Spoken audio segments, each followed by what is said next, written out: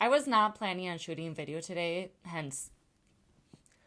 but I was just editing the video that I'm about to show you, and I was blathering on so badly that I had to come back and re-record it. I also just wrote out what I wanted to say, and I made an entire masterclass on how to choose the right planner. So I decided to scrap that. That'll be a different video for a different day. But the video for today, I wanted to focus specifically on sprouted planners and helping you decide which is the right one for you. So let's get into it. Let's start with sizing. As you may already know, the daily planner is broken out into two. So I'm going to be comparing the weekly planner and half of the daily planner. So let's go ahead and take a look at that. So we have our weekly planner here, and then we have the first half of the year of our daily planner here. So both planners are the same size. At least, the covers are the same size. The coils on the daily are a little bit bigger, but I would say it adds for the daily about 1 extra inch and a little less than that for the weekly. But they have almost very similar page count, so they weigh almost the same. They both weigh about 1 pound and 14 ounces. The daily is about 1 1/8 inch thick, and the weekly is about 1 inch thick. So they're super similar in size. I think if I'm going somewhere, I usually bring a backpack. I think if you are bringing a big computer bag or something, these could definitely fit in here. They are not the smallest thing.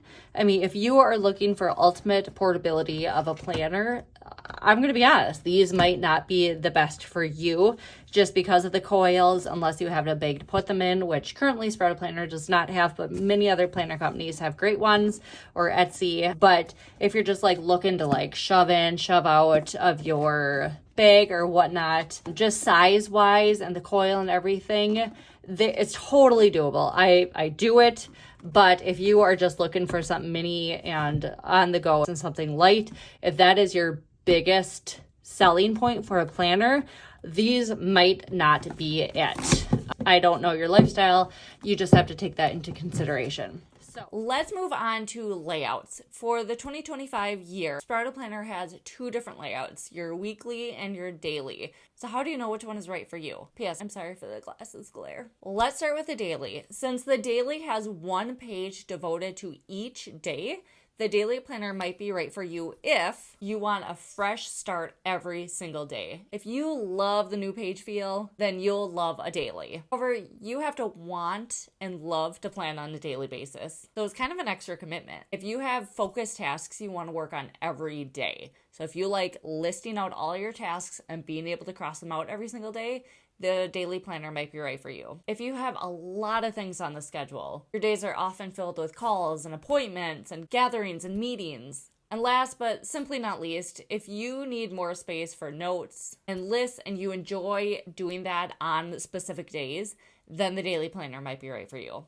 The weekly planner, on the other hand, is great if you think about your time and tasks in terms of weeks. If your mind automatically goes to, here's what I want to get done by the end of this week, then the weekly planner might be right for you. As Marcus Buckingham says, a year is 52 little sprints. And if you feel that to your core, then you might be a weekly planner. If your schedule is fairly redundant without a ton of time-specific schedule stuff, if you like and need the flexibility in your days and when you get stuff done, you don't want to be held hostage by tasks just because you wrote it down on that day, nor do you want to keep constantly moving undone task from one day to the next just because you didn't get it done that specific day. And again, lastly but not least, you don't have the time or you don't want to make the time to plan every single day. You love planning for the week and then you like referring to it throughout the week without having to commit time to make a new plan every day.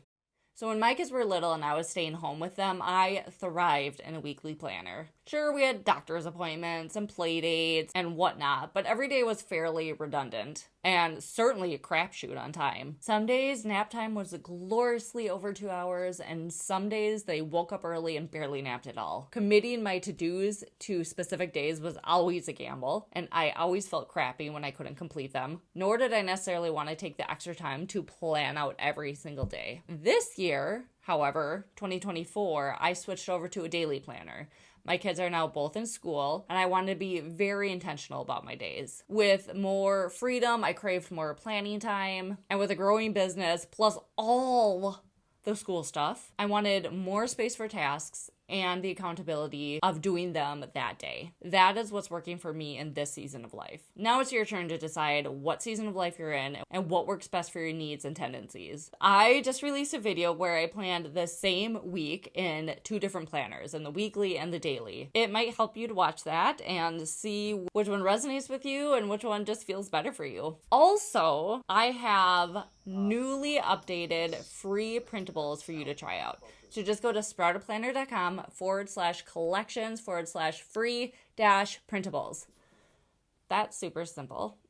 And grab the planner pack, which includes both the weekly and daily layout. Give them both a spin and see which one works best for you. That way you can try before you buy. So I would love to know which planner is best for you in this season right now. Or if you're confused, let's hear it. I would love to be able to help you any way I can. All right, friends, thank you so much for spending your precious time watching this video, and I will catch you on the next one.